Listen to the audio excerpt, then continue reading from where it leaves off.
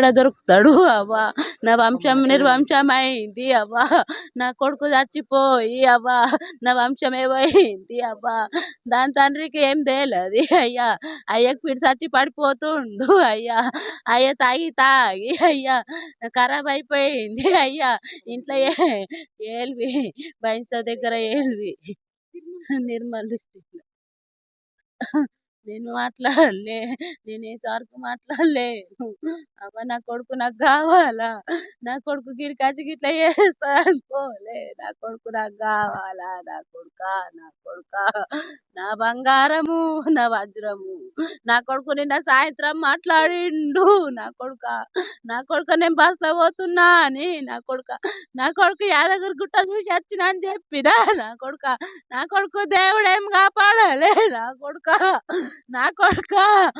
కొడుక నీకు తెలుసా లేదా అని చెప్తే, నా కొడుకు డాడీ చెప్పిండని చెప్పిండు. నా కొడుక ఇంటికి పోయినాక మాట్లాడన్నాడు. నా కొడుకు 5 నిమిషాలకే చచ్చిపోయిండు. నేను ఇంటికన్నా ఏరలేను. నా కొడుక 4 గంటలకి చేసినవురా కొడుక, 4:30 వరకు అయిపోయిందిరా నా కొడుక. నా ఇల్లు దీపం మారిపోయిందిరా కొడుక. నా కొడుక నీతోనే ఇల్లు పైకి వస్తుండేరా కొడుక. నా ధైర్యం అంతా నువ్వేరా కొడుక. నా కొడుక, నా కన్నవ్వ. మేము కాలేజ్ అయిపోయింది సార్, బయటకు వచ్చినాక ఏంటంటే ఆడ లిఫ్ట్ కోసం అని మేము ఉన్నాం. అయినాక ఆడ వార్డెన్ వివేక్ పిలిచింది సార్ మమ్మల్ని. ఏమైంది అని చెప్పేసి మేము అక్కడికి ఊరుకుంటూ పోయినాక అక్కడికి పోయేసరికి చూసినాం అక్కడ దాన్ని మోటార్ పట్టుకొని షాక్లో పట్టుకొని ఉన్నాడు. దాన్ని పట్టుకొని షాక్ కొడుతుంది అప్పటికి. ఏం చేసినాం, మెయిన్ బంద్ అని చెప్పేసి పంపించేసినాం.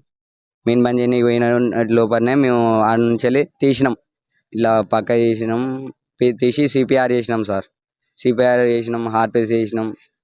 ఇక ఆడ ఎట్లాంటి పల్స్ ఎట్లా అని కొట్టుకుంటే అయితే లేదు. ఇక హాస్పిటల్ పంపిస్తే ఏమైంది, ఈయన ముగ్దుంపురం ఆర్ఎంపీ దగ్గర తీసుకుపోయింది సార్ వివేక్, వాడే వివేక్. ఆ నుంచి వెళ్ళి మళ్ళీ ఇటు వచ్చిల్లు.